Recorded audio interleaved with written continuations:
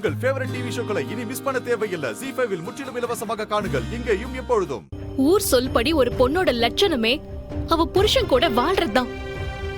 அதுலயும் ரத்னா கல்யாணம் பண்ணது அவ லவ் பண்ண புருஷன.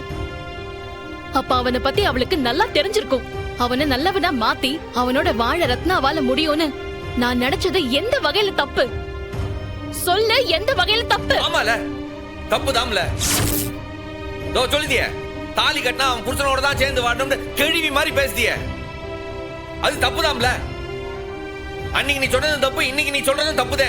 ஓ, அந்த அளவுக்கு உன் முடிவுல நீ தீர்க்கமா இருக்கியா?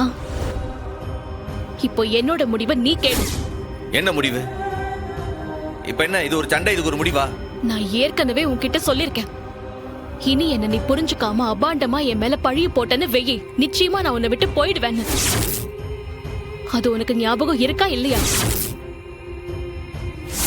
உடனே மன்னிச்சிட்டேன்னு திரும்ப எடுத்து பேசுன.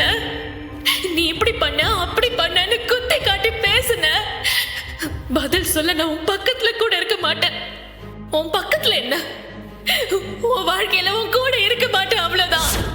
இல்லை, என்னைக்கோ சொன்னதை எடுத்துட்டு வந்து இதோட சேர்த்து பேசாதல. இதுக்கும் அதுக்கும் சம்மந்தம் இல்ல. டேய், ரத்னாவை ஹாஸ்பிட்டல்ல வச்சு நான் காப்பாத்தினப்போ சொன்ன வார்த்தை இது.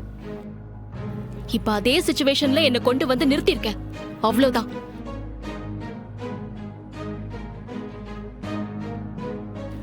இதுக்கு மேல நீ போடுற பழிய தாங்குற சக்தி எனக்கு இல்ல.